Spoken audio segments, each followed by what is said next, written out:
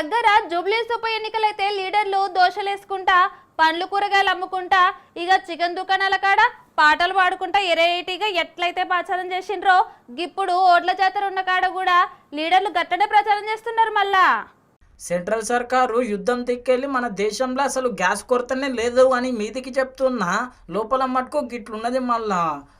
నిన్న మొన్నటి దాకా గ్యాస్ బుడ్డిలో తిక్కెళ్ళి పెట్రోల్ తిక్కెళ్ళి చాలా మంది పబ్లిక్ తిప్పలు పడితే ఇప్పుడు ఆటో కార్మికులు ఆటో నడిపించుకునే డ్రైవర్ అన్నలు గిట్ల గ్యాస్ కోసము లైన్లో నిలబడుతున్నారు మళ్ళా.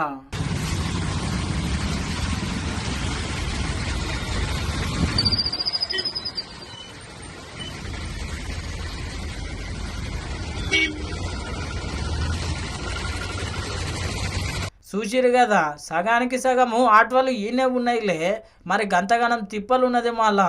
గిట్లా మన తానే అనుకోగలరు, అటు కర్ణాటక రాష్ట్రంలో కూడా గట్లనే ఉన్నది పరిస్థితి.